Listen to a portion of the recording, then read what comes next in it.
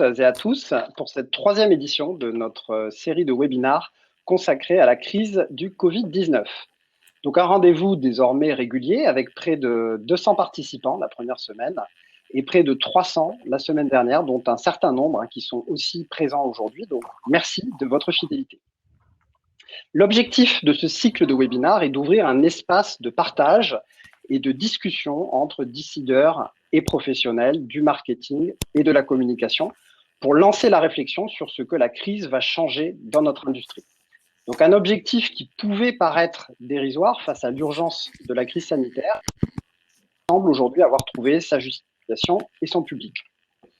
Alors bien sûr, on ne prétend pas chez Lonsdal détenir seul la vérité face à une situation inédite et aussi complexe. C'est pourquoi nous avons imaginé ce format de webinar pour échanger tous ensemble, partager des points de vue, des réflexions, des bonnes pratiques par rapport à la crise et à la sortie de crise.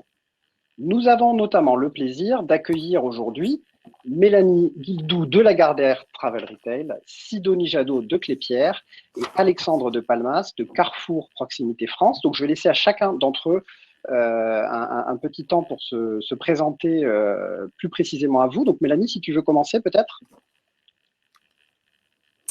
Oui, bonjour à tous. Ravie d'être parmi vous aujourd'hui et de pouvoir échanger sur ce rebond surtout. Donc Mélanie Guildou, je suis en charge de la business line restauration pour Lagardère Travel Retail. J'en parlerai peut-être un petit peu plus précisément tout à l'heure, mais on a 3 business lines chez Lagardère Travel Retail, le duty free, Travel Essentials avec la marque Relais principalement, et la restauration. Merci Mélanie. Sidonie? Bonjour, bonjour à toutes, bonjour à tous. Je suis ravie d'être parmi vous pour cet échange qui j'espère sera riche. Donc moi, je suis directrice marketing France et Belgique chez Clépierre. Clépierre, c'est un nom qui n'est pas forcément connu de tous. Donc c'est le leader pan-européen Clépierre des centres commerciaux. On est présent dans 12 pays en Europe et on a en France 47 centres commerciaux qui sont principalement situés dans des grandes métropoles et puis en Île-de-France avec des centres comme Val d'Europe, Créteil-Soleil ou Belle-Épine-les-Passages que certains peuvent connaître. Merci Sidonie. Et Alexandre? Bonjour à tous, donc Alexandre de Palmas, je dirige l'activité proximité de Carrefour. Donc c'est 4000 petits magasins sous les marques Carrefour City, Carrefour Express, Carrefour Contact, Carrefour Bio, Carrefour Montagne et quelques autres encore. Voilà, je suis ravi d'être avec vous ce matin pour partager ce qu'on peut imaginer de demain. Et merci à tous les trois encore une fois d'avoir accepté d'avoir répondu présent à cette invitation. On sait bien entendu que c'est pas toujours évident pour une marque, pour un individu, pour un responsable de s'exprimer en période de crise. Il y a beaucoup d'incertitudes, il y a beaucoup de plans qui sont également gardés confidentiels. Donc merci en tout cas d'avoir accepté de vous prêter à cet exercice de la part de Lonsdal, de la part également de Frédéric Messiaen, notre président, qui vous salue et vous adresse ses remerciements. Il sera présent avec nous dans le fil de discussion. Alors, on est également en présence de Nicolas Venturini pour Lonsdal.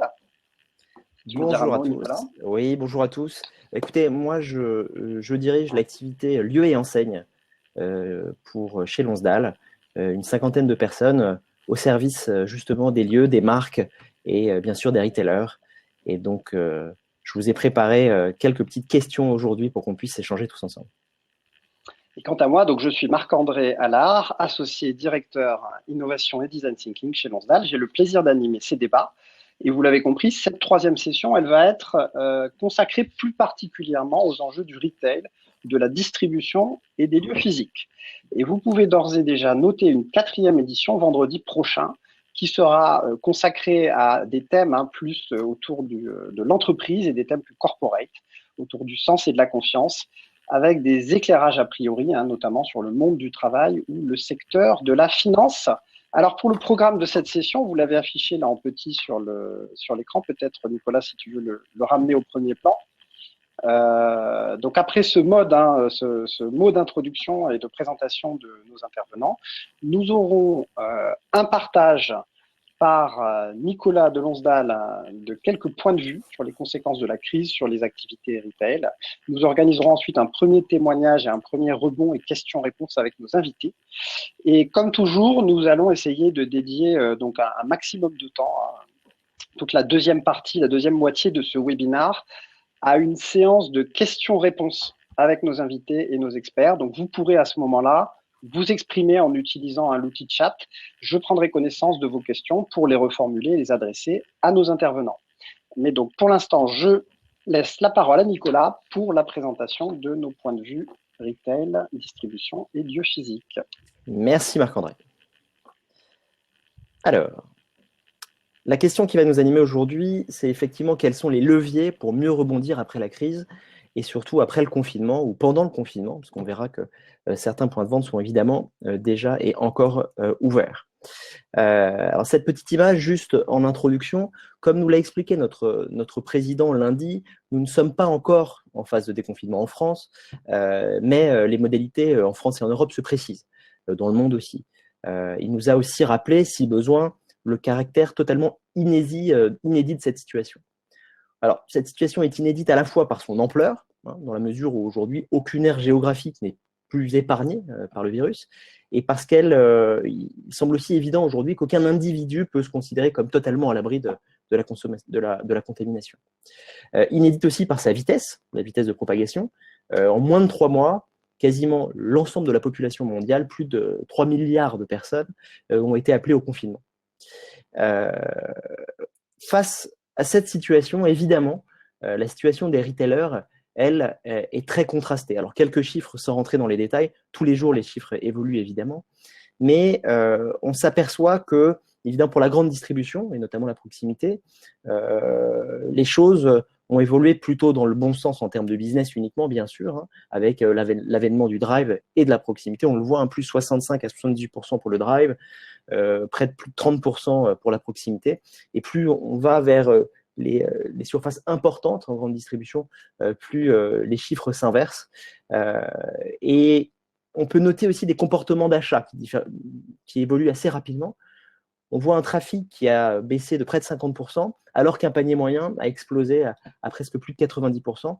Il faudra réfléchir aussi peut-être pour la suite à voir si ces nouvelles habitudes de consommation seront conservées ou si ça laissera des traces pour la suite. Alors, il n'y a pas que la grande distribution, évidemment. On note aussi, par exemple, pour le e-commerce, aujourd'hui, presque 100%, 94% des sites de e-commerce sont restés ouverts, mais plus de 76% ont déjà perdu du chiffre d'affaires. Et quand on parle de perte de chiffre d'affaires, on parle de plus de 50% de perte de chiffre d'affaires pour la moitié de ces sites, donc c'est extrêmement important. Même le e-commerce est évidemment touché. Quand on parle de travel retail, aujourd'hui, on a moins de 30% des vols commerciaux qui sont maintenus dans le monde. Et aux États-Unis, pour l'instant, au mois d'avril, on est à moins 95%, ce qui nous ramène quasiment à 1954 en termes de flux aérien. Donc voilà, ça pose un peu les bases. Et évidemment, pour le commerce spécialisé non alimentaire, la plupart sont fermés. Donc sur le mois d'avril, on est à moins 96% de chiffre d'affaires. Donc tous ces chiffres, toute cette situation, évidemment, pousse tout le monde déjà à essayer d'imaginer les scénarios pour la suite. Alors, des scénarios, on a l'avènement du monde d'après, qu'on entend un petit peu partout, alors on verra ce que ça veut dire. Un retour au monde d'avant, évidemment, comme un peu un symbole de la capacité de résilience de nos sociétés qui sont aujourd'hui mondialement intégrées, ou l'accélération des tendances de fond. Il y a des tendances qui étaient présentes avant la crise et qu'aujourd'hui, on sent qu'elles vont accélérer peut-être directement lors du déconfinement. Cependant, il nous semble que la difficulté réside dans le fait de traiter simultanément plusieurs priorités. Effectivement, on doit mélanger plusieurs temporalités, tout dans le même temps. À la fois réagir, à la fois agir pour préparer demain et prévoir pour imaginer le monde d'après.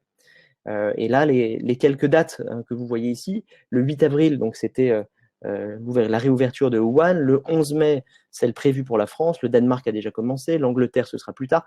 Bon, finalement, on a une réalité qui est que aujourd'hui, il va bien falloir que l'on se prépare parce que dans quelques semaines, il va falloir qu'on puisse réaccueillir les consommateurs pour pouvoir continuer à avancer. Et à ce moment-là, on va se poser cette fameuse question de quels sont les leviers qui seront alors les plus pertinents pour à la fois rassurer les consommateurs, pour à la fois activer le business et enfin pour pouvoir réinventer le modèle.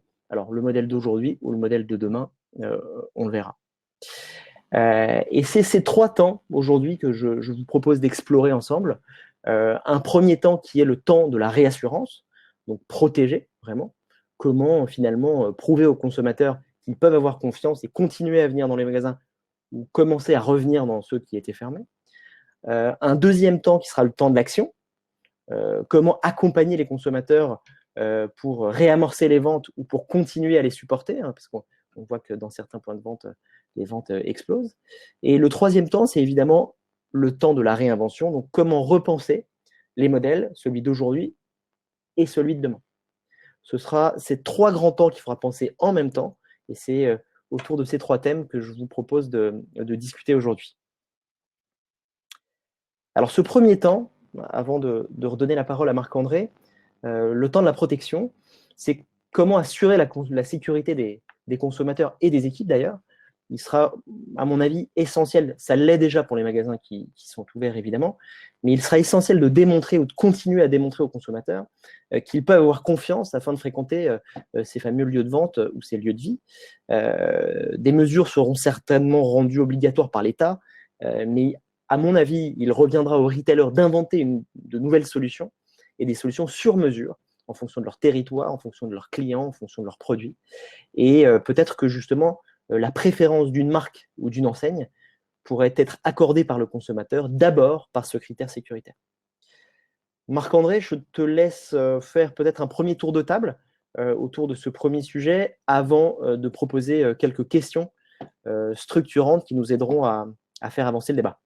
Tout à fait. Donc, merci pour ces points de vue, Nicolas. Je vais donc rappeler sur scène chacun des invités, puisque vous l'avez compris, ce sont donc eux qui vont s'exprimer prioritairement et vous faire part de leur expérience en la matière.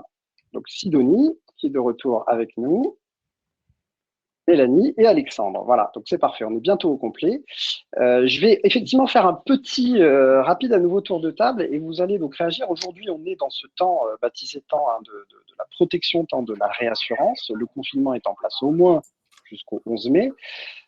Et vous représentez en même temps tous les 3, c'est aussi pour ça qu'on était ravis de vous avoir, 3 typologies de distribution différentes. On a du travel retail, avec une problématique qui est forcément aussi très internationale, une implantation qui est très internationale. On a des formats de proximité, on a du shopping mall, du centre de shopping. Donc j'aimerais d'abord dans un premier temps vous entendre sur votre état d'esprit aujourd'hui et vos enjeux en fait par rapport à votre business et par rapport à la marque. Sidonie, si tu veux démarrer. Oui, bien sûr, tout à fait. Donc, aujourd'hui, nos centres commerciaux chez Clépierre sont, comme la plupart des centres commerciaux, sont partiellement ouverts, c'est-à-dire que on a dû, dans un premier temps, nous adapter à la situation qui était pouvoir laisser ouverts les magasins, les commerces de première, d'achat de nécessité, les hypermarchés, pharmacies et autres commerces de ce type. Donc, la première préoccupation, ça a été de réussir à mettre en place la sécurité maximale pour nos équipes et pour les consommateurs avec des centres commerciaux qui fonctionnent au ralenti. Et s'assurer de cette partie-là. Et puis, on a aussi dû beaucoup revoir notre communication, notamment sur la partie digitale. Donc là, un de nos gros enjeux, c'est de réussir à donner la bonne information aux clients qui continuent à venir en centre sur quels commerces sont ouverts et comment est-ce qu'ils sont accessibles, quels sont leurs horaires, qui sont des informations qui changent beaucoup en fonction de la situation au jour le jour. Donc, il faut faire preuve d'énormément d'agilité tout en s'assurant d'une sécurité dans les centres commerciaux. Tout à fait, les aspects pratiques de la visite et aussi sécuriser, je rebondis sur ce terme que tu viens d'employer, on a une question qui arrive sur le fil de discussion de David. Comment sécuriser sans angoisser nos consommateurs? Ce sera très intéressant d'avoir vos réponses à tous les 3 avec des typologies de lieux différents. Je poursuis d'abord le premier tour de table préliminaire. Mélanie, donc comment ça se passe de ton côté? Alors, au niveau de Lagardère Travel Retail, peut-être déjà, effectivement, en préambule, on parlait de cet aspect international. Nous, on est présent dans 40 pays, et donc, en gros, sur toutes les régions du monde.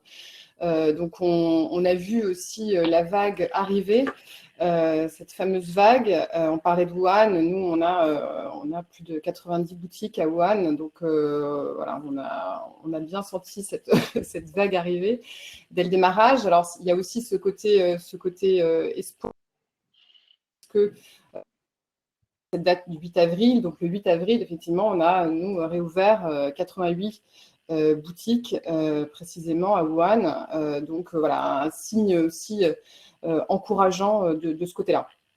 Alors après, on voit effectivement ce phénomène bien sûr totalement mondial, qui est assez impressionnant, vertigineux par certains aspects. Ce qui est clair également, c'est qu'on a dû, en reparlant de cette vague, c'est vrai qu'elle a été à la fois progressive et en même temps très brutale à un moment donné, mais on a eu quand même quelques semaines où il a fallu gérer un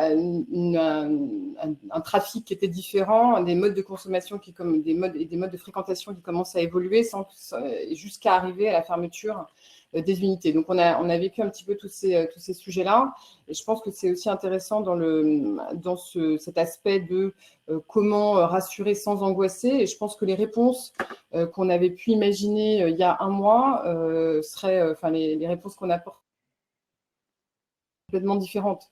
Il y a un mois, je me souviens quand on parlait du port du masque dans nos différentes unités, on trouvait que c'était quelque chose d'extrêmement anxiogène pour les consommateurs. Et autant, effectivement, en Asie, tous nos collègues nous disaient, non, mais nous, évidemment, on voyait les photos de tous nos collaborateurs ultra masqués sur les points de vente. On se disait, non, chez nous, ça ne va pas être en Europe, aux États-Unis, ça va être compliqué. Et aujourd'hui, on voit bien qu'un mois après, les réponses sont complètement différentes. Donc, c'est aussi ça qui est très difficile, en un sens, dans cette période. Et c'est cette cette très grande rapidité des choses qu'il faut quasiment presque au jour le jour, et plusieurs fois par jour, les choses évoluent très vite. Donc, c'est ça qu'il va falloir anticiper et voir. On est en train d'anticiper ces réouvertures, et les réponses qu'on imagine en ce moment seront-elles encore les bonnes dans un mois quand ça va réouvrir. C'est tout ce contexte-là qui est assez compliqué, tout en, bien sûr, nous, on s'inspire aussi de ce qui se passe en Chine. Et oui, effectivement, en étant aux avant-postes à Wuhan, peut-être que tu auras aussi quelques astuces à nous partager ou nous dire un peu concrètement comment ça s'est passé là-bas. Je voudrais donc entendre Alexandre, quand on a préparé ce webinaire hier, un son de cloche pour le coup tout à fait différent, évidemment, quand on est responsable de format de proximité. On l'a vu dans les chiffres donnés par Nicolas, qui pour le coup ont plutôt, pendant cette période de confinement, à gérer un afflux de clients et une situation tout à fait exceptionnelle de ce point de vue-là. Oui, alors notre situation effectivement est très particulière, puisque Carrefour Proximité, c'est 4000 magasins en France, c'est 1,2 million de clients par jour, j'allais dire avant la crise. Et évidemment, comme on l'a vu dans les chiffres de Nielsen, on est en ce moment sur des croissances de l'ordre de 30% de notre activité. Donc on n'a jamais eu autant de clients et jamais eu autant d'activité. C'est une situation qui est un peu différente d'autres acteurs.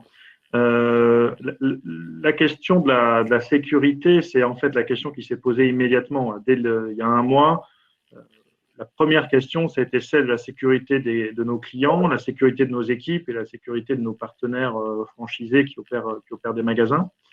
Et donc, ça a vraiment été l'élément numéro 1, avant tout autre, de comment on protège nos caissières, comment on fait en sorte que les clients respectent les gestes barrières à l'entrée des magasins, filtrer, empêcher qu'il n'y ait plus d'un certain nombre de clients dans les magasins, ce qui n'est pas notre habitude. Habituellement, on est plutôt content qu'ils rentrent. Là, on essaye qu'ils ne rentrent pas tous en même temps. Créer des écarts dans les lignes de caisse. Enfin, bon, le port de gants, de masques quand on a pu en avoir, puisqu'on a toujours essayé de donner les masques qu'on pouvait avoir aux services de santé jusqu'au jour où on a pu les garder pour nos équipes. La distribution de gel, enfin voilà, toute la première phase de la crise il y a un mois a été une phase complètement tournée vers la santé et la sécurité de nos clients. Et dans ce domaine, il n'y a pas du tout de sujet d'angoisse, un peu comme le disait Mélanie. Nos clients les remarques qu'ils nous font, c'est plutôt vous en faites jamais assez. C'est-à-dire que, et ça paraît complètement dingue, quand on se reprojette dans la France d'il y a un mois, aujourd'hui, j'ai des clients qui me disent mais comment se fait-il que vous ne preniez pas ma température avant de rentrer dans le magasin? Je veux dire, c'est des conversations qu'on ne pensait jamais avoir avec nos clients. Et voilà, donc le monde a changé, la relation à la sécurité sanitaire, à la santé a changé, la relation au magasin physique a changé aussi. Et aujourd'hui, c'est notre priorité numéro un, et pour l'après-crise aussi, comment offrir une expérience qui soit safe à nos clients et que personne n'ait peur d'aller en magasin faire ses courses. C'est pas si simple. Très bien. Merci pour ce premier son de cloche, tour de table. Je crois, Nicolas, tu avais préparé quelques petites questions ou relances. Voilà, effectivement, pour continuer à explorer ce premier sujet, on s'aperçoit que la sécurité, on peut l'aborder de plusieurs façons. Alors voilà 4 questions. Bien sûr, on aurait pu en écrire une cinquantaine, mais le but du jeu, c'est d'essayer d'avoir des petits sujets d'accroche. Le premier, quelle expérience faire vivre en magasin? Parce qu'aujourd'hui, on nous dit que nous qui sommes des spécialistes du retail, on nous parle d'expérience quasiment tous les jours, tous les briefs, évidemment. On était dans le tous ensemble, le vivre ensemble, le partage. C'était les grandes tendances de fond du moment, surtout sur la partie expérientielle. Quelle évolution du tous ensemble à l'expérience plus individuelle? Aujourd'hui, comment redonner un peu du plaisir ou parler à son consommateur tout en assurant la sécurité? Une deuxième question autour de l'organisation des points de vente. On en a parlé un tout petit peu, là. Capacité, les parcours clients, le sans contact. On a vu un certain nombre de choses s'organiser autour de ça. Comment assurer aussi et communiquer une offre safety-proof? Alors là aussi, on a vu un certain nombre de choses sur la traçabilité, la manutention, la mise à disposition, etc. etc. Et quel mode de relation et de transaction? Aujourd'hui, comment on va pouvoir interagir avec les humains qui représentent les marques dans les magasins. On nous demande d'avoir le moins d'interaction avec eux, mais pourtant, je pense qu'il va peut-être falloir en réinventer. Et juste en quelques secondes, on voit, là aussi on aurait pu en mettre énormément, mais quelques exemples avec Whole Food qui décide d'organiser des parcours clients différents, une seule entrée, une seule sortie, pour leur permettre de désinfecter l'ensemble des caddies par exemple. Boulanger qui a réouvert 134 magasins et a mis en place des drives voitures, des drives piétons sans contact. Walmart qui a décidé avec son application propriétaire de Walmart Pay de tout passer en paiement sans contact 100%. Carrefour qui adapte aussi une partie de sa communication avec je touche donc je prends. Ça c'est intéressant aussi quand on parle de tous ces légumes justement en libre service, le frais. On se pose tous la question qui n'a pas touché une fois sa clémentine pour savoir si c'est celle qu'on voulait acheter ou pas. Et Fridge King qui décide d'expliquer comment on peut faire de la livraison à domicile sans contact. Voilà, c'est quelques exemples mais qui pourraient nous permettre de rebondir sur ces différentes questions. André, je te laisse la main. J'allais dire, moi, par rapport à ça, je suis tout à fait d'accord avec ce que disait Alexandre, c'est-à-dire que la sécurité, ça devient l'enjeu numéro 1 et la réassurance, l'enjeu numéro 1. Et il va falloir, à ce titre, l'expérience dans le lieu physique pour qu'elle ait toujours lieu, toujours lieu et que les consommateurs aient envie de continuer à se rendre dans les lieux physiques une fois qu'on passera sur une phase de déconfinement. On aura vraiment besoin de travailler sur cette notion de sécurité et sur la communication qu'on en fait. Et pour moi, cette communication, elle doit se faire de plus en plus en amont et avant la visite du lieu physique. De l'importance de bien communiquer en digital, que ce soit en social media ou alors sur nos sites web ou grâce à tous les outils digitaux de CRM qu'on a actuellement, pour que, d'une part, les consommateurs puissent avoir confiance et sachent quelles sont les expériences, la modification, on va dire, de l'expérience de shopping qui soit plus dans la sécurité, d'une part, et puis d'autre part, pour aussi, très probablement dans l'univers des centres commerciaux, plus vraisemblablement que dans d'autres secteurs, pouvoir préparer sa visite afin d'avoir une visite qui sera probablement plus courte ou peut-être aussi moins fréquente, mais pour réaliser un plus gros panier d'achat. Donc, du coup, avec une implication sur tout ce qu'on peut mettre en œuvre pour faire en sorte que cette visite soit plus efficace et puisse aussi toujours générer du business dans un cadre de reprise. Alors, avec la mise en place de ces normes de sécurité, on assure en fait ce qui est un peu le cœur du business, c'est-à-dire cette fonction transactionnelle. Je peux venir faire des achats de première nécessité, puisqu'aujourd'hui c'est la règle qui nous est imposée pendant le confinement. Est-ce que ça veut dire qu'en revanche, sur le volet expérientiel, on renonce complètement, on baisse les bras, on attend la réouverture en fait physique des lieux à plein régime et finalement, on n'a pas de moyens ou d'outils. Je crois comprendre de ta réponse qu'on peut essayer des choses. Pour moi, le lien reste très digital. Aujourd'hui, le lien et la connexion avec nos clients et nos consommateurs reste très digital. Effectivement, on ne travaille plus en ce moment sur l'expérience événementielle comme on a pu le faire. Ce serait pas raisonnable et de le faire. On ne peut pas aujourd'hui proposer des participations à des événements dans nos centres commerciaux, bien évidemment. Et le lien, du coup, il se garde via de la communication digitale et en créant et en générant ce contact de cette manière pour l'instant, oui. Et dans le futur et dans un cadre de reprise, je pense qu'il faudra qu'on s'adapte via ces moyens digitaux pour permettre aux clients de préparer leur visite, de savoir dans quel point de vente ils vont se rendre de la manière la plus rapide et la plus efficace pour une reprise à court terme, sachant qu'il faudra, comme le disait Mélanie aussi, savoir s'adapter très vite, puisqu'aujourd'hui, on ne sait pas réellement ce qui va se passer le 11 mai, quel commerce va pouvoir ouvrir ou pas. Et donc, ça nécessitera une grande agilité le moment venu. Merci Sidonie. Donc Alexandre peut-être ou Mélanie, comme vous voulez, entre cet équilibre, entre assurer la sécurité, c'est aujourd'hui la préoccupation du moment, être quand même garant malgré tout de la qualité de l'expérience ou de la relation client dans la mesure du possible avec les contraintes qui sont les nôtres, et puis commencer à préparer l'après. On va ensuite aller sur le temps 2 bien entendu, mais déjà sur ce besoin de jongler un peu entre la nécessaire sécurité et réassurance d'une part et puis quand même maintenir la qualité du lien et de l'expérience client d'autre part. Comment ça se passe chez vous? Mélanie. J'y vais, Alexandre? Vas-y. Ce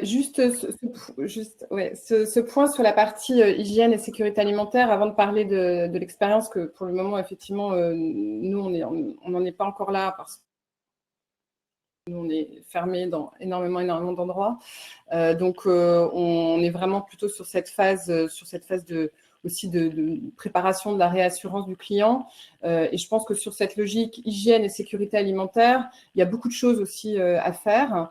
Il y a beaucoup de choses. Alors, il y a un volet, bien sûr, externe sur lequel je vais revenir après. Je pense qu'il y a aussi un volet interne sur lequel, alors on est dans le partage d'expérience, je pense que c'est aussi intéressant d'évoquer ce point-là.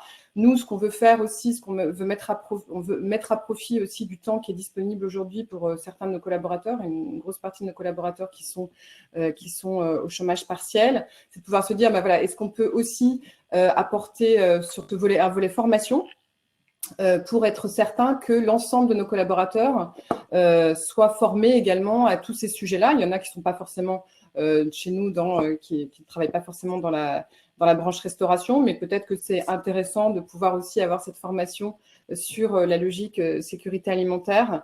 Voilà, pouvoir former l'ensemble de nos collaborateurs aussi sur tous ces sujets-là. Ça, je pense que c'est aussi des choses sur lesquelles on travaille, qui nous semblent intéressantes pour la suite, pour construire la suite.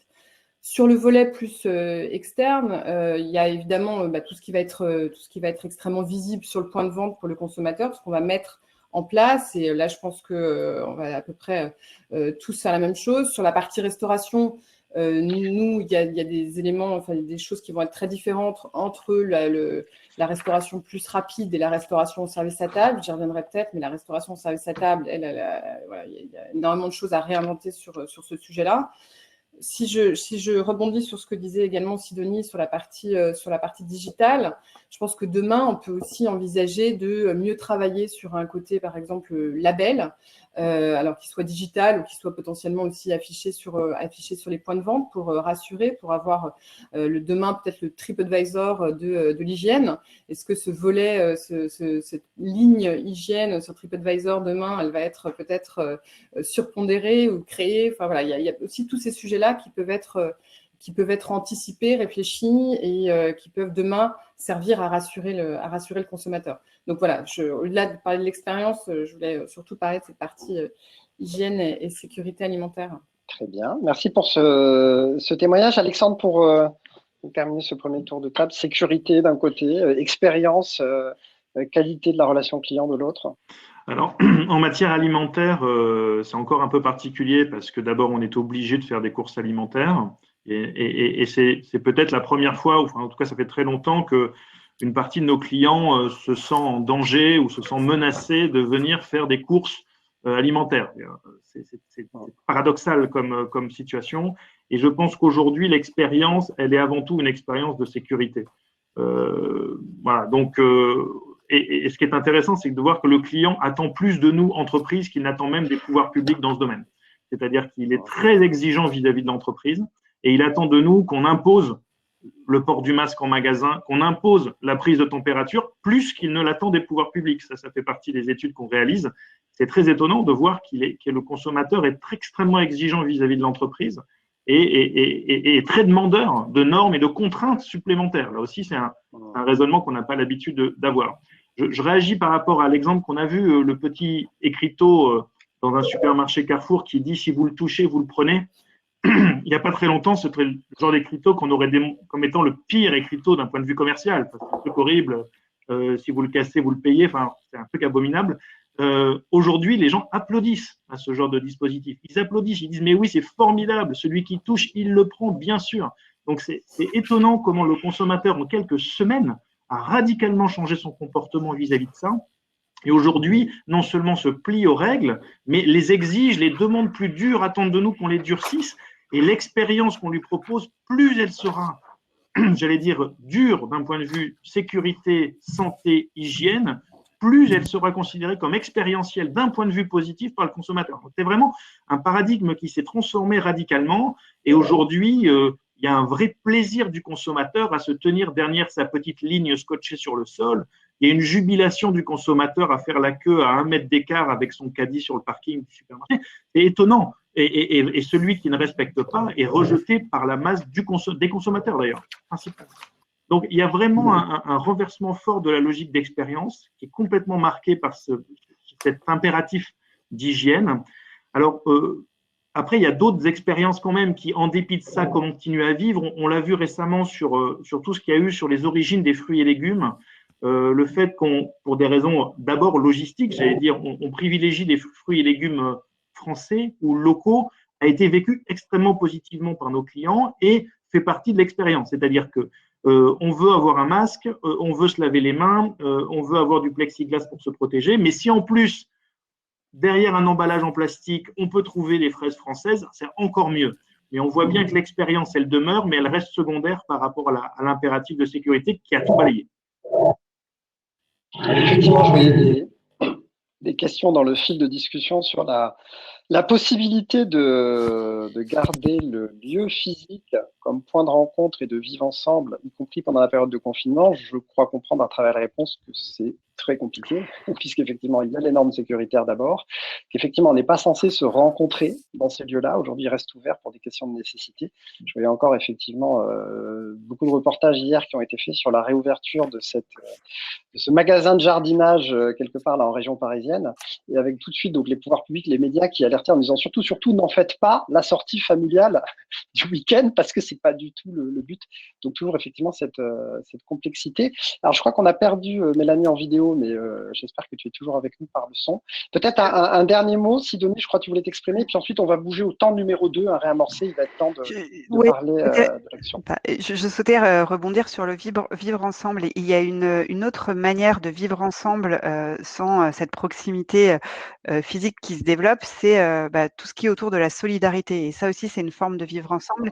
Et je pense que on doit aussi pouvoir permettre un vivre ensemble meilleur, qui est un peu au-delà de notre rôle de commerce.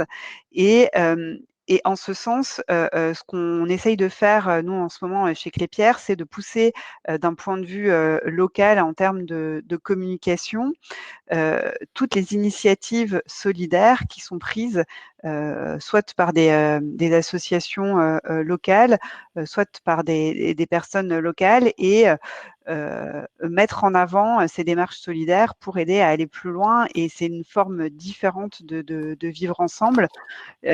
Aujourd'hui, l'avantage du lieu physique, c'est aussi un vecteur de communication. C'est encore que ce soit pour un magasin de proximité ou un centre commercial dans lequel on a des hypermarchés, des pharmacies qui sont ouverts, un lieu d'audience au travers duquel on peut mettre en avant des démarches solidaires et pousser la solidarité entre chacun. Donc voilà, c'est pour moi une autre forme de vivre ensemble vers laquelle on se doit d'aller en ce moment.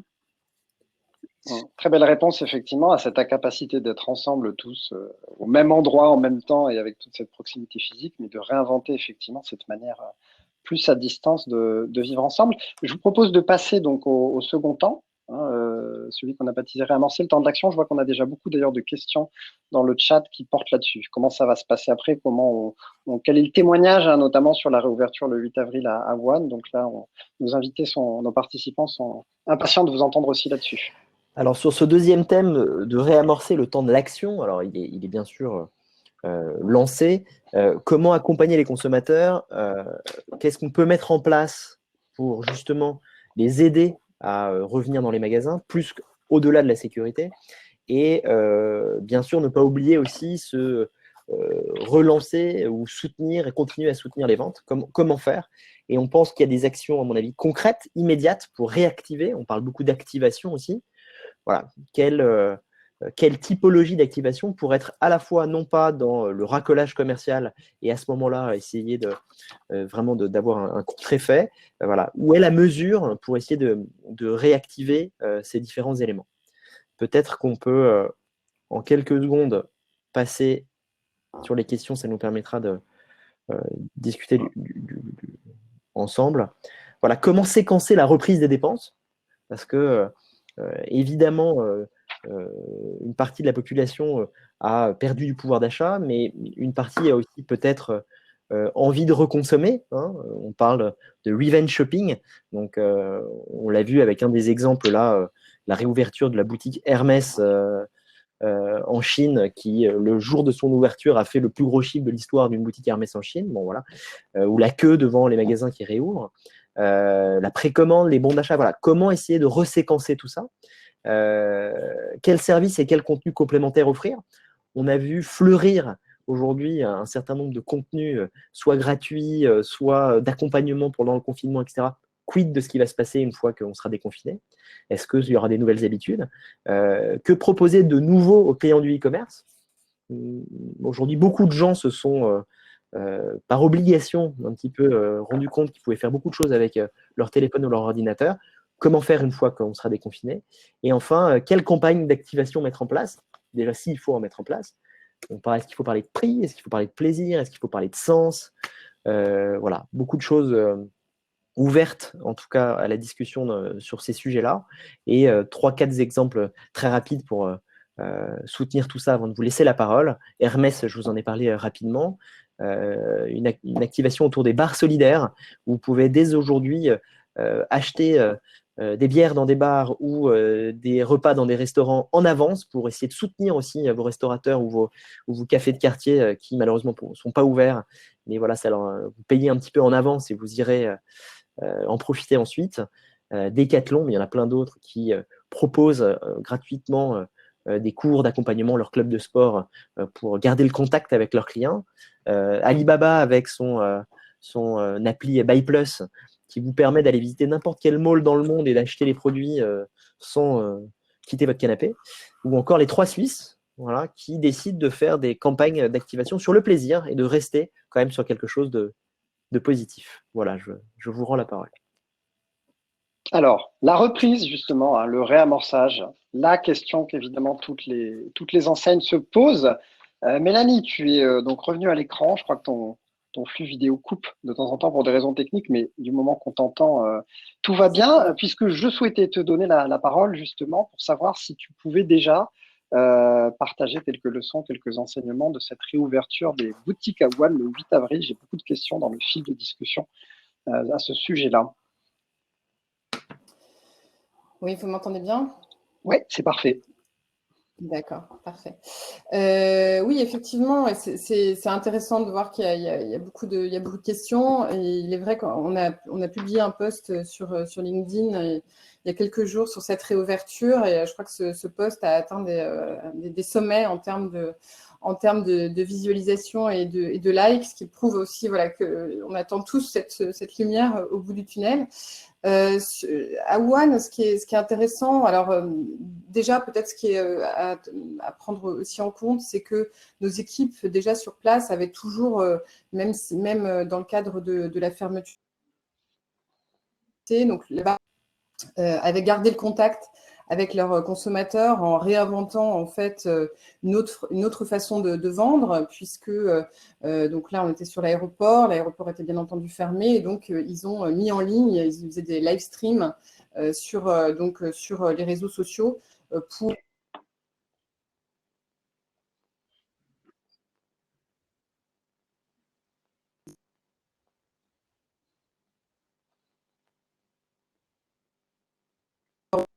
Alors, le son se gâte un petit peu, voilà. Peut-être avec la vidéo coupée, ça sera meilleur. Non, je crois qu'on a perdu le son avec toi, Mélanie. Peut-être en attendant que ça revienne.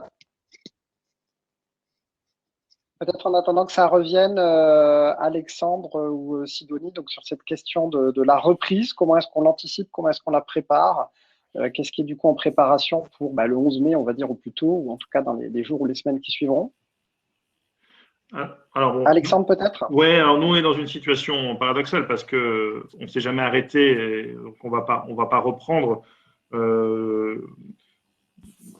Mais je vais partager une réflexion plus générale. Moi, je pense que une des grandes particularités de cette crise que nous traversons, c'est que c'est une crise qui n'aura pas une fin claire et nette. On ne va pas sortir de la crise tant qu'on n'aura pas trouvé un vaccin et tant que les gens n'auront plus peur du tout de vivre normalement. Ce qui veut dire qu'on est au bas mot dans la crise avec des degrés différents, mais on est dans la crise pour au moins une grosse année, 1 an et demi. Hein. Donc, pour moi, le sujet, c'est pas le 11 mai, le sujet, c'est fin 2021. Ce qu'on pourrait appeler le retour à une vie normale. Elle sera-t-elle comme avant ou pas? Autre sujet, mais le retour à une vie plus normale, c'est post-vaccin et le fait qu'on n'ait plus peur pour sa santé quand on sort de chez soi. Et ça, c'est pas avant 1 an et demi. Donc, il faut s'attendre à donc une crise qui dure, qui va prendre des formes plus ou moins intenses, probablement des stop and go. Donc, peut-être qu'on sera à nouveau confiné 15 jours au mois d'octobre, on n'en sait rien. Peut-être à nouveau confiné en début d'année prochaine s'il y a une reprise.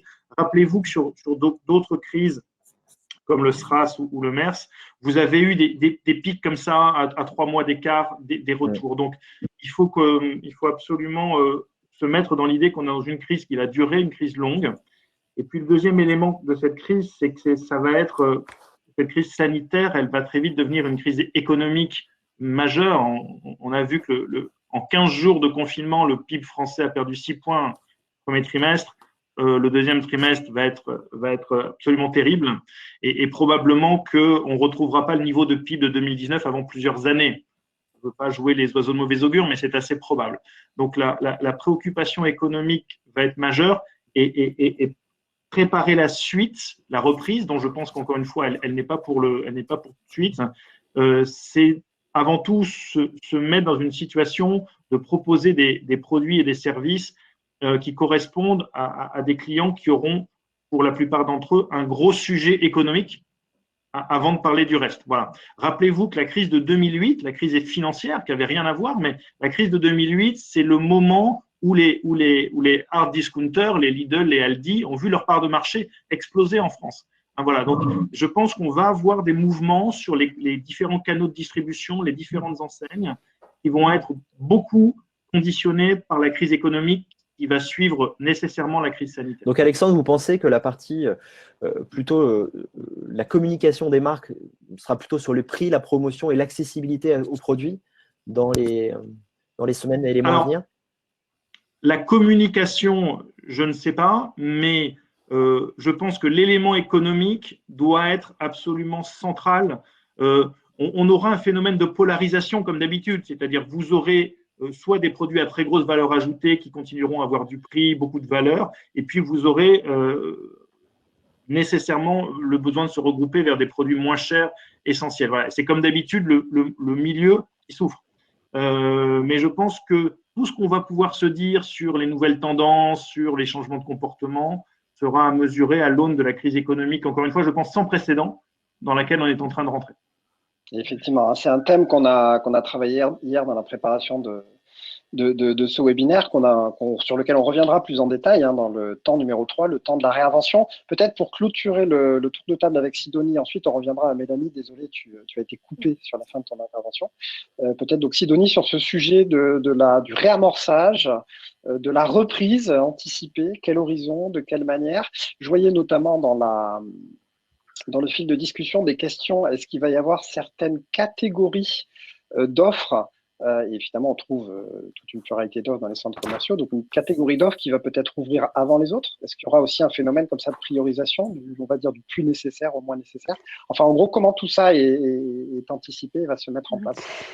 Bon, donc nous, effectivement, dans les centres commerciaux, on est actuellement toujours dans le questionnement parce que tout cela va dépendre des mesures décidées et prises par le gouvernement. Nous, dans notre secteur, on ne fait que appliquer les mesures prises par soit le gouvernement et par les agences régionales de santé. Donc, probablement, ce que je peux vous dire par rapport à ça, si j'essaye de sortir ma boule de cristal personnelle, c'est qu'on sent bien aujourd'hui dans les annonces du gouvernement que il y a beaucoup de réserves sur toute la partie restauration, où probablement on ne voit pas forcément une ouverture de la restauration à table qui va se faire le 11 mai. Ce serait probable qu'il décide une ouverture un peu plus tardive.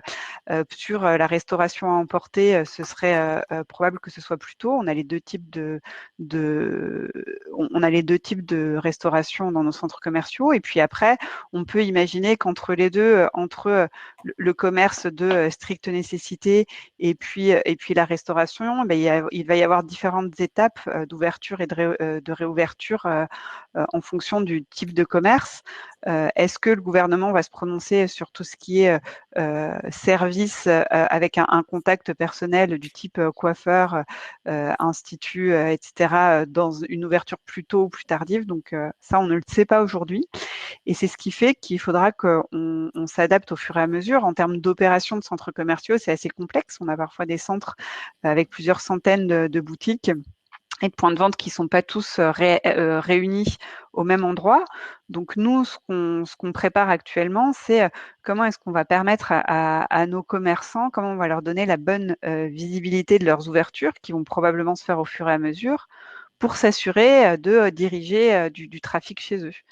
On le voit aujourd'hui on l'a vu à la période de Pâques avec certains chocolatiers qui avaient le droit d'ouvrir et qui ont souhaité ouvrir, pour lesquels ça a été très complexe puisque s'ils sont situés à l'extrémité inverse de l'hypermarché ou de la pharmacie que les consommateurs savaient ouvert, ils ont eu du mal à faire leur chiffre d'affaires. Donc nous, on va travailler sur ces aspects-là, en plus des aspects sécuritaires, de comment on dirige les flux dans nos centres commerciaux pour s'assurer qu'il n'y ait pas trop de croisement de population. Comment est-ce qu'on fait pour que nos commerçants, quand ils seront autorisés à réouvrir, puissent avoir le bon niveau de visibilité et n'ouvrent pas sans avoir aucun trafic. Et ça, donc, on va le faire on peut le faire par différents moyens, qui sont toute la communication digitale en amont de la visite des clients, et puis sur place, toute la signalétique et les équipes qu'on va pouvoir avoir pour diriger les gens en toute sécurité et quand même les diriger vers ces commerces. Très bien, merci. Merci Sidonie. Je voulais reboucler avec Mélanie, alors peut-être sur la fin de ton intervention sur One, hein, si tu retrouves le fil. Et puis justement, hein, comme on en parlait hier en préparation, cet impact plus particulièrement sur le travel retail, parce qu'il va y avoir donc cette propension effectivement à consommer, et c'est peut-être doublé aussi d'une complexité supplémentaire en travel retail, qui va être la propension des gens à voyager. Et probablement qu'effectivement sur des moyens ou non courrier, c'est ce qui va réouvrir le plus tard, donc les gens vont peut-être voyager moins. Et peut-être aussi impact de la crise économique, on va en discuter beaucoup dans la troisième partie, peut-être que c'est aussi le type de dépenses sur lesquelles ils vont couper. On voit bien tous les appels qui sont faits à passer notamment cet été ou les vacances suivantes, peut-être jusqu'en 2021 en France, et à moins se déplacer et à moins aller finalement dans des lieux comme les aéroports. Voilà, donc comment est-ce que tu envisages tout ça? Alors, du coup, sur ce que j'évoquais sur Wuhan, je ne sais pas trop où j'ai été coupée. J'avais pourtant interdit à mes enfants d'utiliser le Wi-Fi ce matin, mais apparemment, je n'ai pas été obéie. Là, la connexion est parfaite. Je suis passée sur autre chose. Donc, juste sur Wuhan, effectivement, juste un point, ce qui a été intéressant, c'est que on avait utilisé la partie digitale quand, le créneau, la partie digitale quand les points de vente étaient fermés avec le live stream. Donc, ce qui est intéressant, c'est de voir aussi comment on peut utiliser et comment on peut faire coexister en fait ces deux façons de gérer le commerce demain, et ça sur l'ensemble de nos points de vente. Ce qu'on voit à la réouverture à Wuhan, c'est que, et c'est ce qui est intéressant aussi à voir en Chine, c'est ce qui refonctionne, c'est le domestique, ce sont les vols domestiques. Ouais. Donc bien sûr, l'international est fermé.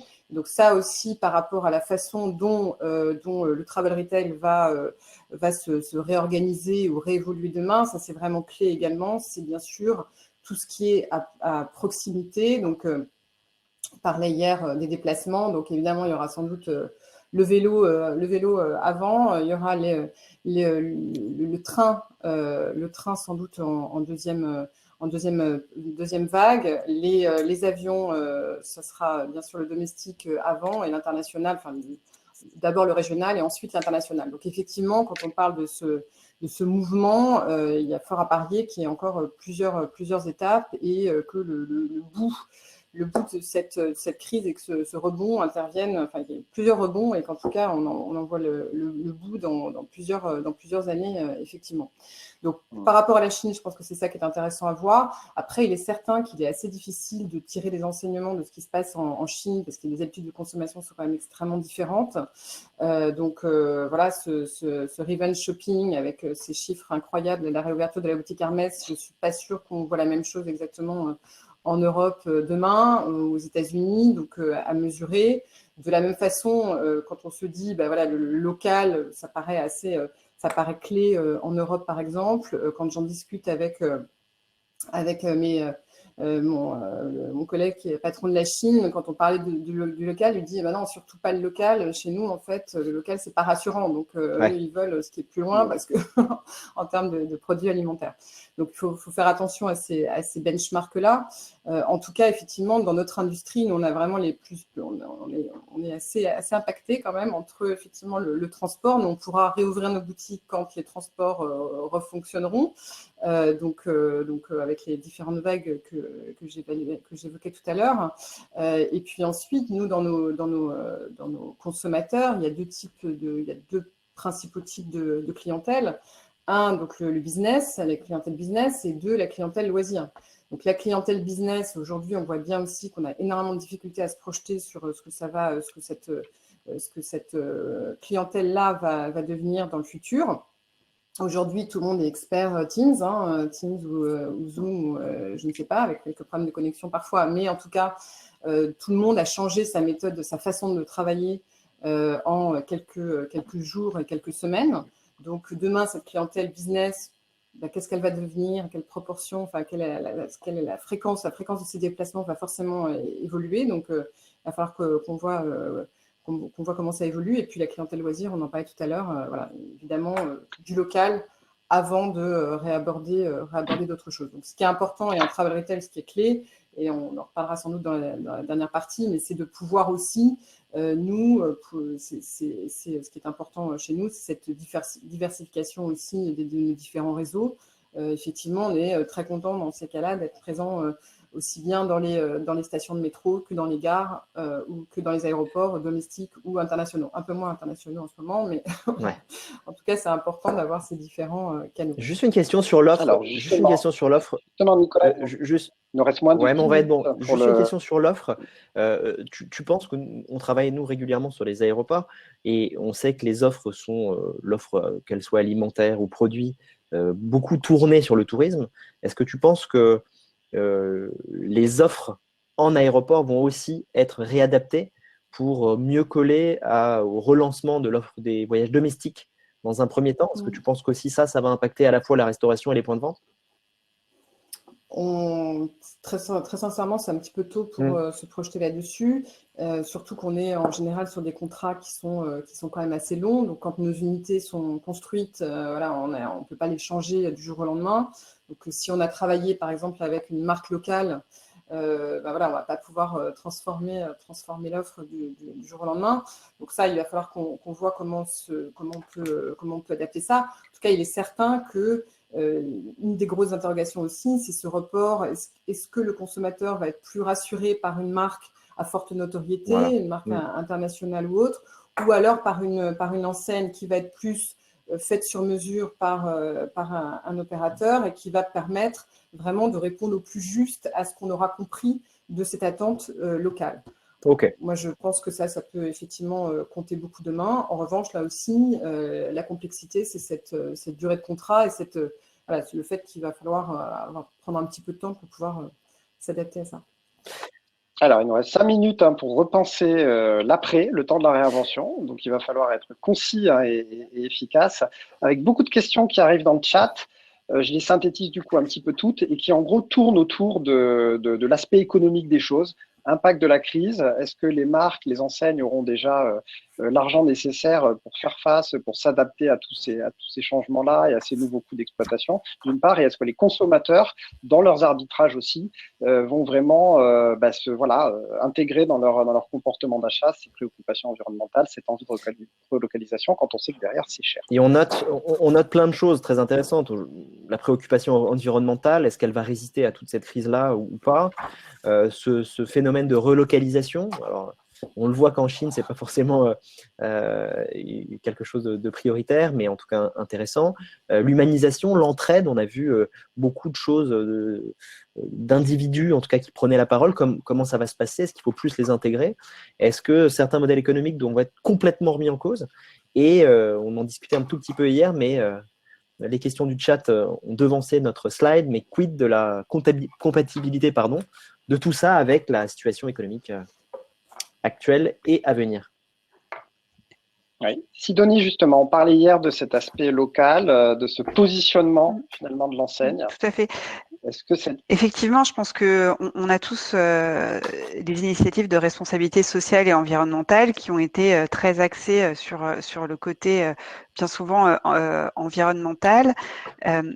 On a effectivement chez Klépierre ce positionnement aussi sur la partie sociétale qui est vraiment nos centres sont des acteurs locaux, sont des employeurs locaux assez importants et ce qu'on veut, et je pense que ça va vraiment accélérer cette tendance, c'est d'être un acteur local responsable pour toutes les communautés qui entourent le centre commercial.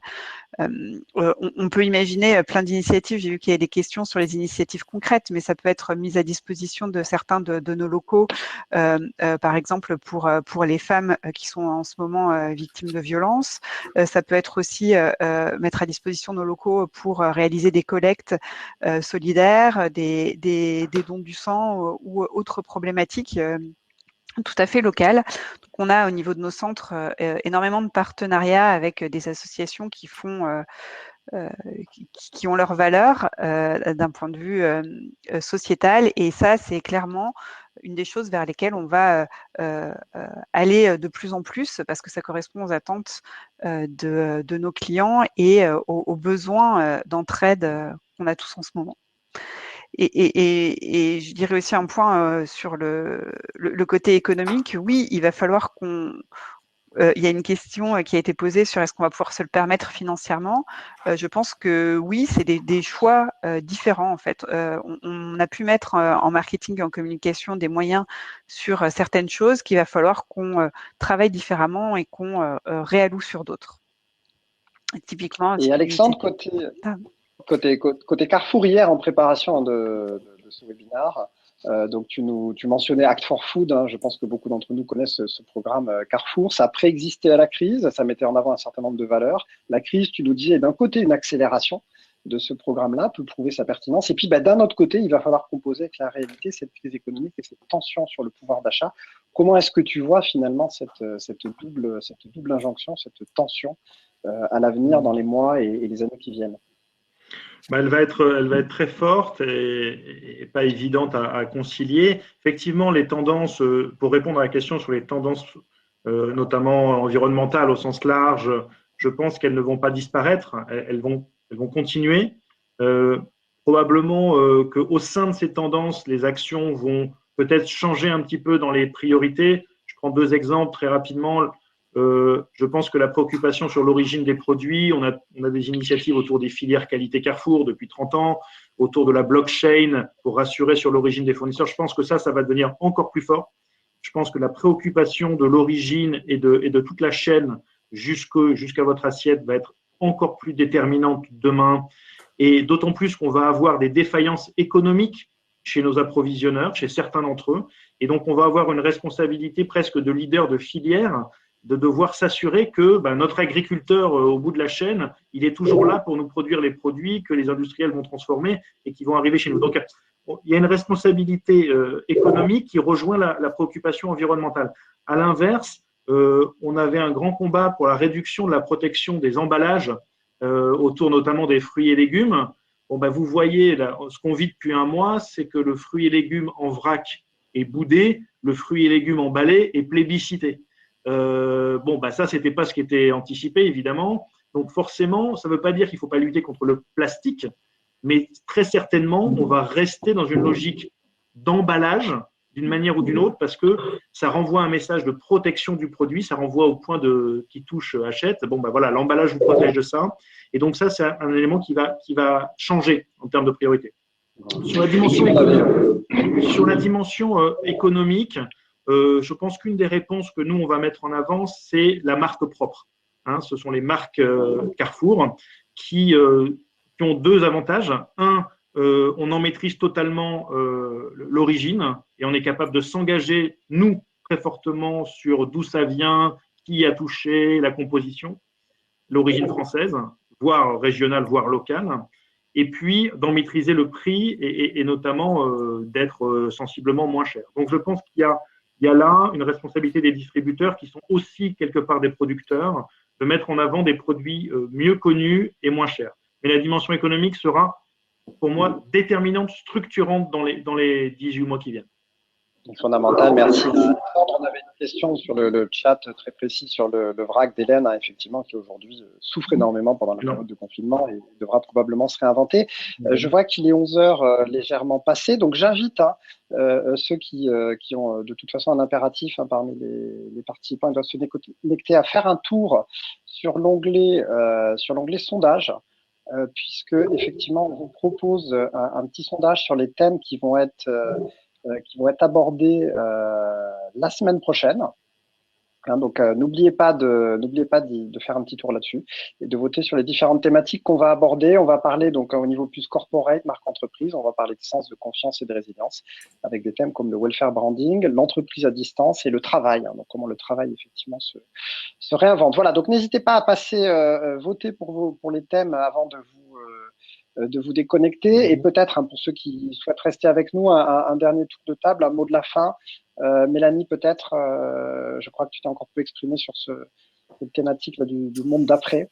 Oui, non, mais je partage totalement. Effectivement, ce qui va être structurant, c'est effectivement cette crise économique et cette baisse de pouvoir d'achat qu'on a encore du mal à totalement percevoir et en percevoir l'impact, mais il est certain que ça va être fondamental. Sur la partie packaging, je pense que c'est un peu un peu plus anecdotique en certains sens, mais malgré tout, la protection de l'environnement doit rester, à notre sens, quelque chose de majeur et ne doit pas être éclipsé par tout ce qui se passe. Donc nous, on a en tout cas, on continue nos engagements sur, on avait un gros passage là, au mois de juin, on passait tous nos emballages sur l'ensemble de l'Europe en éco-friendly. Voilà, on continue sur ces sujets-là. Pour nous, c'est très important de ne pas, en tout cas, abandonner ces pistes-là. Et pour terminer, je pense que effectivement, on ne mesure pas totalement ce qui va se passer demain. Vous l'avez compris, nous, on est quand même très très impactés aussi dans notre secteur. Donc, je pense que c'est aussi le moment de se réinventer. De penser complètement, penser potentiellement différemment et totalement différemment ce que l'on fait. En tout cas, par rapport chez Lagardère Travel Retail, c'est dans notre ADN. Il y a 10 ans, on faisait de la distribution de presse. En 10 ans, on est dans le top 3 du travel retail, ce qu'on ne faisait pas, quasiment pas il y a 10 ans. Donc voilà, c'est aussi l'occasion de se réinventer, de se reposer les bonnes questions. Et je pense que c'est aussi comme ça qu'on affrontera ça et qu'on en sortira plus grand. Merci beaucoup Mélanie. Il est temps de clôturer cette troisième édition, ce webinaire consacré au retail, à la distribution au lieu physique. Donc merci encore à vous trois, Sidonie, Mélanie, Alexandre, d'avoir accepté de témoigner. Merci à vous. Au nom donc de l'agence, on vous remercie chaleureusement d'avoir accepté cet exercice. Encore une fois, c'est pas évident en temps de crise de prendre la parole au nom d'une enseigne et en tant que responsable. Donc à tous les participants qui ont été avec nous, merci également de votre présence. Vous pouvez noter le rendez-vous de la semaine prochaine, 4e édition, sur les thématiques donc un peu plus corporate entreprise, le monde du travail, et puis la notion de sens, de confiance et de résilience. Et puis donc pour ceux qui le souhaitent, si tu veux aller à la dernière slide, hein, Nicolas, donc gardez le contact. Vous pouvez donc contacter l'agence, à Marie à la communication qui nous a aidé à préparer ce webinaire et qui a posté, vous l'avez vu, plein de liens dans la partie chat si vous souhaitez retrouver des références d'études, etc., de sujets qu'on a abordés ensemble, ou moi-même. Sachez qu'effectivement, ces webinaires, donc c'est qu'on a lancé pendant la période de confinement, et on va prolonger tout ça. Il y aura un temps 1, il y aura un temps 2, où on va accompagner nos clients, ceux qu'ils souhaitent évidemment, sur de la réflexion un peu plus prospective, de long terme. On va mobiliser des outils de scénario planning ou de design fiction pour essayer d'imaginer cette fois-ci plutôt des scénarios de moyen long terme, comment tout ça va impacter le business et les stratégies dans un horizon de, on va dire, 3 à 5 ans. Évidemment, prédiction difficile, mais on souhaite mettre ça en place dans les semaines qui viennent, une fois la période de confinement passée. Et Marc-André. Voilà, donc merci encore à tous pour votre présentation. Ouais, Nicolas, effectivement, merci beaucoup Alexandre, Mélanie et Sidonie pour le temps que vous nous avez accordé. Et j'en profite aussi pour remercier toute l'équipe lieu et enseigne de Lonsdal qui m'a bien évidemment beaucoup aidé à construire ce webinaire, et notamment Anne Anouette qui a beaucoup participé. Voilà, merci beaucoup. Et puis j'espère qu'on...